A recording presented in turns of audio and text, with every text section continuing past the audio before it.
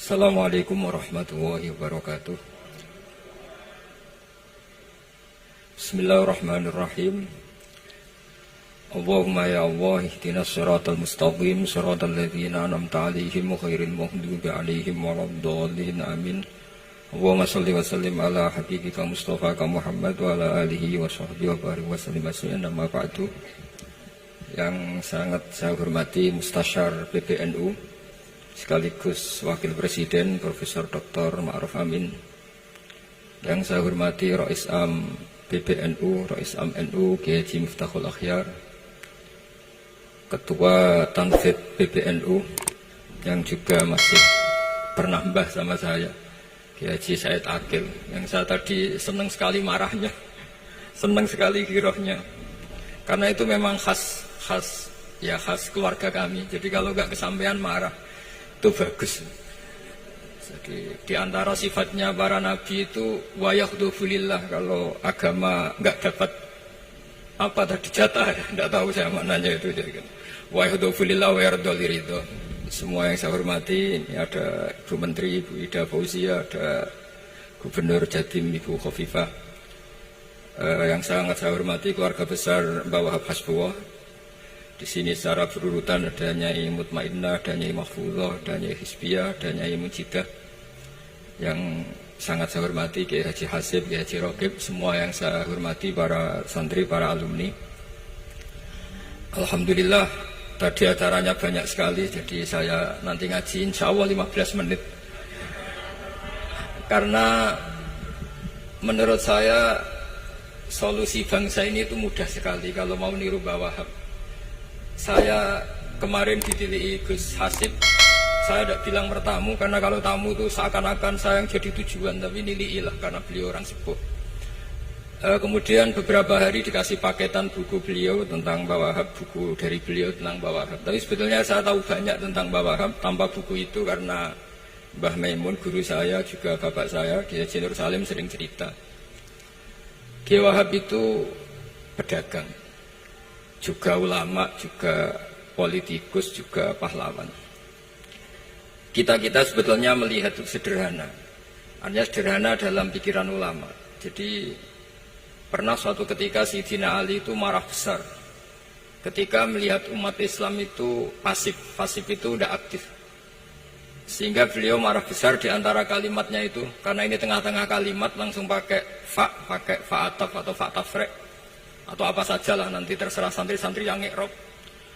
Fakubhan lakum hina sirtum gharadun yurma. Jadi umat ini akan buruk sekali ketika posisinya itu objek yang jadi sasaran tembak atau sasaran perasan pihak lain. Ketika misalnya haji itu bagus prospek, nanti ujung-ujungnya yang bikin sajadah kadang orang sana, mau biang kubu sebelah, nanti sensitif secara politik. Nanti ketika umat Islam punya kebutuhan pakaian ihram besar, juga yang produk kadang orang lain. Begitu seterusnya, sehingga setiap kebutuhan kita pun yang produk itu orang lain. Sehingga Mbah Wahab berpikiran sampai impor mori, pas itu kain putih. Begitu juga traveling, ketika umat Islam butuh mudah pergi ke Mekah untuk haji dan umrah, juga bironya itu kadang orang lain. Zaman itu Hindia Belanda, sehingga beliau dulu sudah mendirikan semacam biro haji. Itu semua adalah madhab, di antara madhab Sayyidina Ali ketika beliau mengatakan fakubhan lakum hina sirtum gharadun yurma. Buruk sekali kamu di mana-mana ini jadi objek. Misalnya kira-kira ginilah, kalau hallnya Mbah Wahab itu ada 10.000 santri, dan semuanya karena keluarga kiai itu dermawan, sama Bu Mujidah dikasih makan semua. Nanti cateringnya yang menyediakan orang lain, kita tidak punya kecakapan produksi itu atau melayani itu. Sehingga perdagangan Mbah Wahab dalam tradisi keulamaan itu dimaknani sebagai supaya kita ini jadi aktor, baik di perdagangan, di politik, maupun dalam solusi urusan-urusan publik. Misalnya sekarang ada problem apalah, sebetulnya solusinya gampang sekali. Ketika kita minus atau ketika kita tidak berkecukupan, mulai dulu ulama itu solusinya gampang. Pernah suatu Abdul Qasim Al-Junaidi atau siapa sajalah, ini karena polanya sama, menyuruh muridnya, saya tolong belikan ikan. Cara sekarang mungkin dikasih uang 50.000, terus dikasih tahu sama muridnya, Pak Yai uangnya tidak cukup karena harga ikannya 70.000. Terus kata gurunya, beri lebih murah lagi. Uang 50 aja tidak cukup, kok cari yang lebih murah. Kata beliau, arkhisuhu bitarki.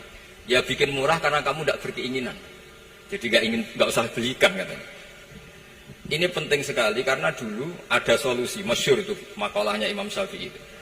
Kata beliau, fa innal ghina anisyaila bihi. Kalau kamu ingin tidak tergantung sesuatu, maka hindari sesuatu itu. Jangan memaksakan memenuhi sesuatu itu dengan memaksakan, tapi hindari sesuatu itu.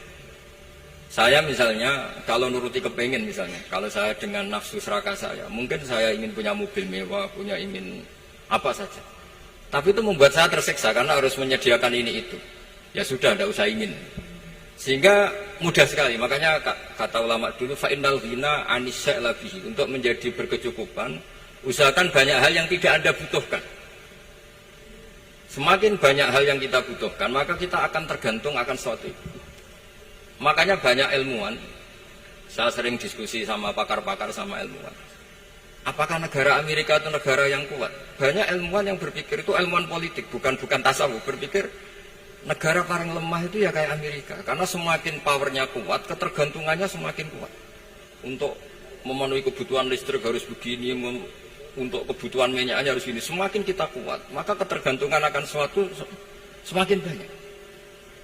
Jadi ibarat orang yang punya Alphard sama yang enggak kayak mana? Ya kayak yang enggak, karena kebutuhannya ada banyak. Artinya dalam kondisi krisis, ulama masih punya solusi, yaitu al-ghina itu anisyaila bihi. Jadi usahakan ketercukupan itu karena menghindari kebutuhan-kebutuhan yang tidak primer, yang tidak prinsip. Bukan memaksakan semuanya terpenuhi.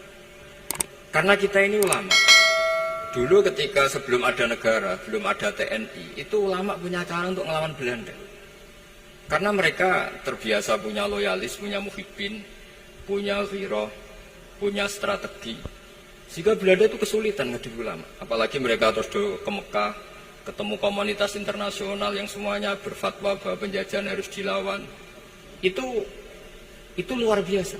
Belum ada negara, nggak ditopang negara, kemudian tetap bisa melakukan perlawanan. Coba kalau dulu ngelawan nunggu, wah saya mau ngelawan penjajah kalau saya diangkat jadi TNI, saya mau ngelawan kalau saya punya otoritas yang disahkan negara, itu ribet, negara belum terbentuk. Makanya ini saya tidak akan ngaji lama-lama, tapi saya akan cerita khas Mbah Wahab sesuai riwayat yang saya dapatkan dari guru-guru kami, bahwa beliau tadi seperti yang dikatakan Pak Said, membina dan menyebarkan NU kemana-mana tanpa uang proposal. Nggak kebayang saat itu proposal kepada siapa, negara sendiri masih susah. Lalu mau diajukan kemana? Terus yang mau tanda tangan itu ya siapa? Jadi yang saya tahu tadi, yang penting kita niru sesuai yang diidam-idamkan tadi Sayyidina Ali. Jangan sampai kalian itu menjadi gharadun yurma. Ada apa saja orang lain yang memikirkan labanya, kita yang jadi objek. Sehingga zaman itu kita terima kasih semua sama Mbah Hashim, sama Mbah Wahab. Karena ini zuriyatam ba'duha min ba'd. Kita tahu Mbah Wahab putra Mbah Hasbullah, punya ibu Nyai Fatimah, terus sampai Mbah Abdus Salam ya. Kemudian Mbah Hashim punya ibu Halimah, punya Abah lagi siapa setelah Halimah itu Lainah ya. Terus Mbah Abdus Salam, jadi ini zuriyatam ba'duha min ba'd. Kalau dalam tulisan itu sampai Mbah Abdul Jabbar bin Ahmad bin Mbah Sambu. Memang Mbah Sambu punya beberapa saudara, diantaranya ada yang namanya Mbah Yusuf itu yang melahirkan keluarganya Mbah Ahmad Siddiq Jember, Mbah Siddiq Jember. Ada yang Abdul Halim yang melahirkan keluarga Lasem. Termasuk saya itu lewat jalur Mbah Abdul Halim. Jadi zuriyatam ba'duha min ba'd. Dulu semua orang zaman Rasulullah SAW itu dilatih jadi aktor, jadi subjek. Sehingga orang yang miskin pun ketika perang Tabuk, perang Dzil Usrah, itu semua menyumbang. Ada yang menyumbang emas yang tidak terkira, yaitu Sayyidina Utsman. Ada yang cerita, ya Rasulullah saat tadi malam buruh dan punya beras hanya 2 kilo, yang 1 kilo saya sumbangkan jenengan, yang 1 kilo saya pakai untuk keluarga kami. Sekarang logikanya sederhana, kalau orang miskin 3.000, pas itu anggap saja pasukannya misalnya 3.000. 3.000 nyumbang beras 1 kilo, itu artinya terdapat 3.000 kilo beras. Artinya apa? Orang Islam yang miskin membiayai dirinya sendiri untuk makan. Dan mereka adalah aktor heroik. Tapi kalau misalnya ini orang-orang miskin ini tidak mau urun rembuk, kemudian menjadi beban negara, maka yang harusnya dipakai senjata, dipakai beli sembako. Dulu zaman Nabi meskipun orang itu miskin, itu semuanya bersifat heroik. Sehingga perang Dhatul Usra itu perang paling dikenang Al-Quran. Nah, efek dari ingin memberi adalah tidak tamak. Makanya kalau dalam kitab tasawuf, itu orang pikir itu gak dikritik. Yang dikritik orang tamak. Karena orang menvonis orang lain kikir itu pasti karena berkeinginan mendapat. Kalau tidak berkeinginan mendapat, maka orang lain tidak akan kamu vonis sebagai kikir. Andai kan kita semua ingin memberi sumbangan kepada Indonesia, maka kita tidak akan menvonis pemerintahan kita tidak becus ngurmat kita. Meskipun pemerintah tentu berkewajiban ngurmat orang-orang miskin itu tentu. Tapi andai kan semua orang miskin berpikir ingin menyumbang pemerintah, maka tidak akan menyalahkan pemerintah ketika faktanya nanti suatu saat atau kapan saja, semoga ini tidak terjadi, itu tidak mampu menyumbang. Karena masyarakat kepikirannya memberi, bukan mendapat. Ini solusi-solusi yang diajarkan Rasulullah SAW yang disebut al-yadul ulya khairun minal yadis sufla. Jadi bahwa posisi memberi jauh lebih baik ketimbang posisi menerima. Sehingga ketika Allah mensifati orang baik itu siapa? Allah mensifatinya sederhana. Wa mimma razaqnahum yunfikun. Orang yang kepinginannya itu yang memberi. Itu dulu zaman Nabi, pas perang Khandaq, pas perang Tabuk, pas beberapa perang, itu orang yang paling miskin pun turun. Sampai orang-orang munafik mencibir, Inna Allaha ta'ala la ghaniyun an shadaqati hadhi. Allah tidak butuh sedekah hanya 1 kilo. Tapi coba efeknya dari sedekah 1 kilo itu tadi, misalnya orang miskin yang perang 3.000, itu semuanya memakan uangnya sendiri setidaknya enggak jadi beban negara. Terus mentalnya itu patriotik. Dari mental patriotik itu ketemu Belanda kayak apa, mereka bisa makan apa saja. Mulai ares gedang, mulai apa saja, yang penting halal. Karena mentalnya dari awal heroik.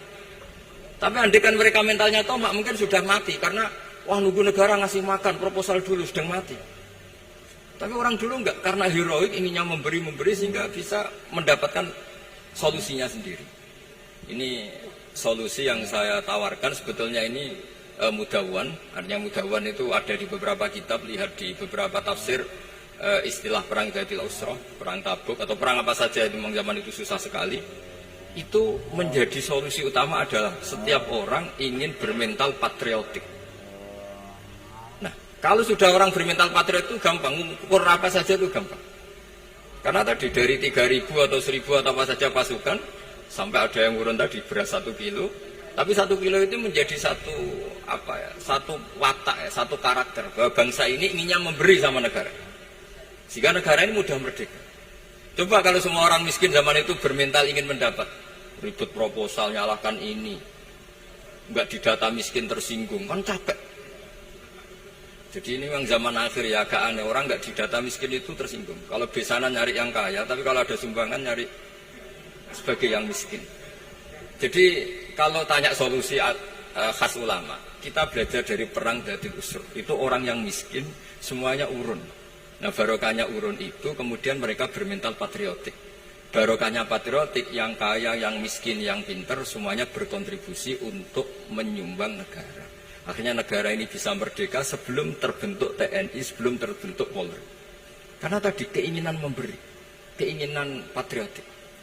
Sehingga cerita buyut-buyut saya ketika Belanda atau apa Jepang, itu yang dicari di geladak saya itu ya kitab. Karena kitab ini dianggap sumber inspirasi mereka melawan Belanda. Dulu kita tahu masyarakat kita itu kalau ngerti Belanda itu dipanggil Doro, wis penjajah jadi diundang Doro. Itu kan terlalu dulu. Sehingga orang Arab itu kadang agak dengan tanda kutip mencibir kita. Kalau bahasakan negara jajahan itu mustakmarin. Negara yang perlu rame, karena cara berpikir masih terbelakang. Wong penjajah kok dipanggil Doro. Terus ketika beberapa kiai melihat Belanda baik karena di alun-alun dikasih masjid gini-gini, sudah tidak berotak karena anggap Hindia Belanda itu baik. Baru ketika era beberapa ulama, ada Mbah Hashim, ada Mbah Hasbo, tadi kata beliau Dwi Tunggal tadi, terus ada fatwa resolusi jihad, sehingga mereka baru sadar bahwa Belanda itu ancaman. Kayak apa pentingnya ilmu, kayak apa pentingnya fikih. Karena di fikih jelas, jihad untuk melawan penjajah itu fardu kifayah. Tapi jika musuh kadung ada di kita, maka itu fardu ain. Tidak lagi ada prasyarat harus lelaki, harus merdeka, enggak, perempuan pun harus terlibat. Sehingga kita punya pahlawan kayak Nyadin, beberapa daerah Kartini. Itu ada di khazanah kitab-kitab fikih kita. Jadi kita tidak pernah kehilangan khazanah untuk menjawab muskilatus zaman, untuk menjawab problem-problem zaman. Tapi yang penting kita selalu ngaji, selalu belajar. Saya adalah orang yang sebetulnya tidak pernah ingin terkenal karena saya itu suka belajar. Cuma saya bikin pengecualian, mau diundang kalau pernah sepuh. Ternyata yang pernah sepuh itu banyak. Ini agak musibah bagi saya karena harusnya kiai itu ya dihormati, tapi gara-gara kalah sepuh di kongkonan, saya ini kemana-mana di kongkonan. Jadi gayanya nasihati, tapi aslinya diperintah. Jadi tidak ada kerennya sama sekali. Saya di mana-mana posisinya al-makmur, diperintah. Tapi saya senang karena ilmu itu butuh konsensus. Andai kan saya tidak pernah ngaji di depan Mbah Mun, di depan bapak, di depan guru-guru, maka mungkin saya tidak pede atas bacaan yang saya baca. Karena saya tidak tahu ini benar apa tidak. Jika masyhur kalau dalam guyonan santri ada orang tidak baca-baca kitab, cari kamus sampai mati tidak ketemu karena dia bacanya lam tarjiman. Wah itu cari di kamus sampai mati tidak akan ketemu. Bareng tanya gurunya ini apa Pak Yai? Oh itu lam tarodaman. Lam tarodaman itu karena marjiknya mar'ah, orang ningali sapa mar'ah daman ing getih. Dia bacanya jadi satu lam tarjiman. Dicari di kamus ya, sampai mati tidak akan ketemu. Makanya di guyonan-guyonan pesantren itu banyak katanya ada cerita orang mati karena satu titik. Jadi gurunya baca habbatun sauda dawaun mingkuli da. Jadi dia kitabnya kelebihan apa? Titik. Jadi kelebihan titik dia bacanya itu hayatun sauda dawaun mingkuli da. Nyari ular hitam, kobra. Dipatok mati, padahal sesuai resep kitabnya karena kitabnya dia kelebihan titik hayatun sauda, artinya maknanya ular hitam, sementara tagnya mestinya habbatun sauda. Jadi kenaifan-kenaifan begini itu harus kita dandani karena yang bisa, kata Pak Said tadi, yang bisa itu kita cari kebenaran dari mana. Kita itu ya pokoknya ulama lah, tidak harus NU, tidak harus Muhammadiyah, pokoknya ulama yang wasatiyah. Itu nanti terus gimana yang wasatiyah itu kayak apa, tapi jelas ulama. Karena dulu zaman kalau kita fair secara sejarah dulu ya Mbah Wahab ya dekat Mas Mansur, dulu Mbah Hashim ngaji sama Mbah Ahmad Dahlan sama-sama di Mbah Soleh Darat, ketika di Mekah ya sama-sama ngaji di Syekh Khotim Minangkabau. Jadi kalau era beliau itu ya memang dulu perbedaan itu nggak ada masalah. Karena perbedaan itu bawaan visi. Saya belajar usul fikih di antara yang diceritakan di buku-buku Mbah Wahab. Beliau itu ahli usul fikih. Sementara Ki Bisri itu suka fikih mateng. Sehingga memang ada perbedaan antara fikih mateng dan usul fikih. Saya beri satu contoh. Ini guyonan tapi nanti di usul fikih nanti kelihatan. Di usul fikih itu ada ilmu namanya tangkihul manat. Ketika Nabi sama-sama menyebut sesuatu, sebetulnya ada benang merah di situ, tidak sama persis. Misalnya begini. Ja'a a'rabiyun ila Rasulillah sallallahu alaihi wasallam. Faqala ya Rasulullah ahlaktu. Wa ma ahlakaka qal waqatu imraati fi nahari Ramadan. Ya Rasulullah, saya ini orang yang rusak karena saya berhubungan intim dengan istri saya di ketika Ramadan. Terus Nabi ngendikan, ya sudah kamu harus merdekakan budak, saya tidak punya ya Rasulullah. Ya sudah kamu puasa 2 bulan berturut-turut. Kata beliau, puasa baru sehari saja kecelakaan apalagi 2 bulan. Karena kamu orang Arab lah, orang Arab itu dia cerita ini di Arab juga. Terus ya sudah kamu sedekah sama 60 orang miskin. Saya ini orang paling miskin. Susah kan menghadapi orang miskin seperti ini. Nah, pertanyaannya secara usul fikih. Menurut mazhab Syafi'i, sanksi berat itu hanya untuk yang berhubungan suami istri. Sehingga kalau membatalkannya pakai rokok, pakai minum, pakai makan, tidak kena sanksi seberat itu. Masuk akal kan, karena memang hubungan suami istri dalam banyak hal, misalnya haji, itu ifsad, yang benar-benar ifsad, bisa merusak haji secara total. Tapi menurut Imam Malik, pikiran Imam Syafi'i itu dianggap aneh. Loh ini hubungan suami istri itu statusnya mubah, sesuatu yang boleh. Maka semua hal yang boleh tapi merusak kehormatan Ramadan, maka ketentuannya sama. Yaitu misalnya nggak sakit, nggak apa, pagi-pagi nyate. Wah itu kan melecehkan Ramadan, nggak sakit, nggak apa, kok pagi-pagi nyate. Perlu dicatat karena hubungan suami istri itu sesuatu yang boleh. Berarti kalau yang boleh merusak Ramadan hukumannya berat, makan yang statusnya boleh juga hukumannya berat. Itu dulu bapak saya ketika bikin analogi itu mau cerita sederhana gini. Hak di ono santri ya goblok, kandanane aneh. Istrinya lapor ke kiainya, Pak Yai, santri jenengan kalau sama istri sering mukul itu nabok pakai tangan. Santrinya dipanggil kan alumni, kamu jangan sering mukul istri kamu gini-gini. Iya Pak Yai, njeh. Suatu saat 2 minggu istrinya lapor lagi, sekarang tidak nabok Pak Yai, nyaduk. Karena yang dilarang hanya nabok. Dipanggil kiai, lo kamu katanya masih sering nyaduk istri kamu. Yang dilarang kan mukul, sekarang nyaduk. Kapan-kapan meludahi. Nah, artinya di usul fikih dijelaskan bahwa makna haramnya naboi adalah hurmatul idza, haramnya menyakiti. Maka nyaduk sama, meludahi sama, menerlantarkan sama. Itu dulu bahwa ahlinya bikin usul fikih seperti itu. Sehingga misalnya amar ma'ruf nahi mungkar ketika beliau ditanya, apakah perlu ikut kabinet gotong royong? Tapi di situ banyak kelompok yang mungkin tidak cocok. Pikirannya kita harus ikut, justru ikut itu ikut benahi dari dalam. Meskipun dari ikut itu bahwa Wahab Nyun Sewu yang mengalami fitnah yang macam-macam dituduh karena zaman itu nasakom. Tapi itu beliau santai saja. Tapi zaman itu memang itu sah karena zaman itu belum dibubarkan. Jadi yang dialami Wahab ini luar biasa. Semuanya harus jadi pelajaran bagi kita. Makanya jangan pernah meninggalkan ilmu yang bernama usul fikih. Karena fikih yang mateng itu cara basa Jawa ini akan kehilangan stok teks. Misalnya Nabi sedekah pakai kurma atau pakai apa makanan pokok. Itu hadisnya itu kurma, sama Imam Syafi'i digenti kutu ahli baladi, yaitu makanan pokok dari negara. Sehingga kita tidak bisa mentang-mentang Nabi sedekahnya pakai kurma terus kita orang miskin kita kasih kurma. Bisa linu tuh nih kalau makan kurma orang Indonesia itu. Karena yang penting itu kutu ahli balad bukan kurma. Bukan mentang-mentang Nabi sholat di Mekah Medina, kalau ingin persis sunnah Rasul, sholatnya harus di Mekah Medina. Kalau di Indonesia Nabi tidak pernah sholat di Indonesia. Sunnah Rasul sholatnya di Mekah Medina, bisa tidak ada orang sholat kalau gitu.